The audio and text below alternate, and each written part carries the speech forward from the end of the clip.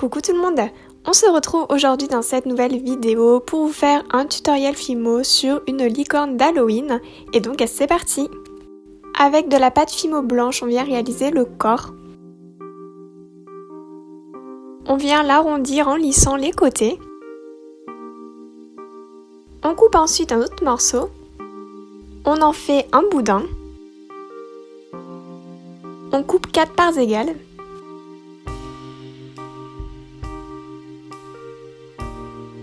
Pour chacune d'entre elles, on réalise une boule puis un cône afin de réaliser les pattes.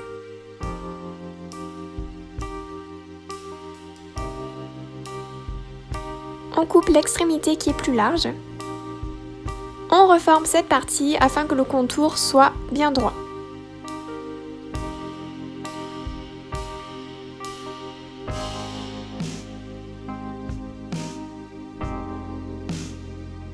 On recolle tout ensemble.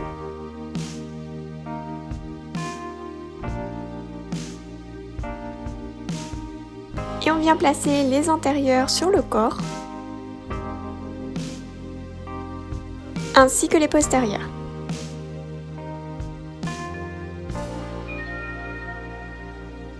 On vient maintenant former la citrouille, donc pour cela on réalise une boule de pâte orange. On aplatit légèrement le dessus. Dans un premier temps avec le doigt, puis ensuite avec un dotting tool. On réalise les gros traits tout autour avec une aiguille.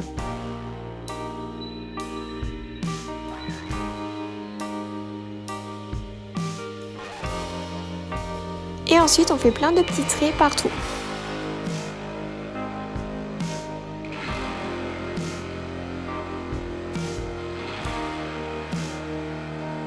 On place la citrouille qui est tout simplement la tête sur le corps. Pour les oreilles, on réalise 2 triangles.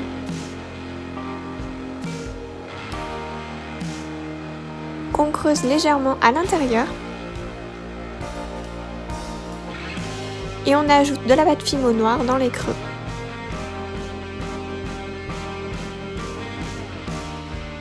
Pour le chapeau, on fait un cône avec de la pâte Fimo noire.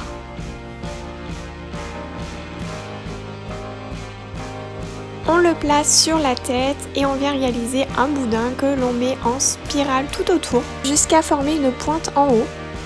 Pour le nœud, on rabat les 2 parties au centre.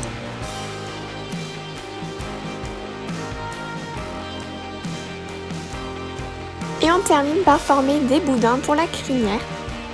Pour commencer avec de la pâte Fimo verte, puis de la pâte Fimo violette.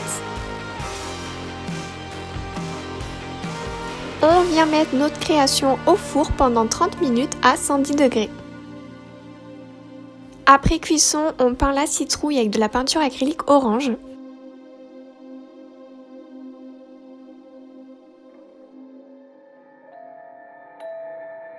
Et les sabots avec un mélange vernis plus poudre Fimo or.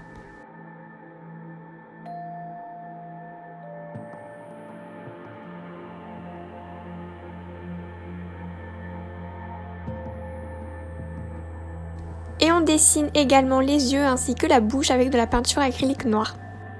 Je viens maintenant utiliser de la Fimo cuir noir. J'aplatis un morceau très finement. Et je viens dessiner les ailes de la chauve-souris. Je découpe en faisant attention.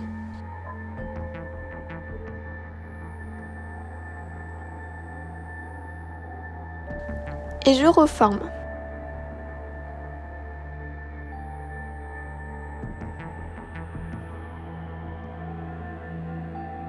Je viens mettre les ailes au four pendant 30 minutes à 130 degrés cette fois-ci. On peut voir qu'elles sont très flexibles et ça évitera donc qu'elles se cassent. Faites bien 2 cuissons différentes avec la Fimo soft car ce n'est pas la même température. On vient coller les ailes derrière.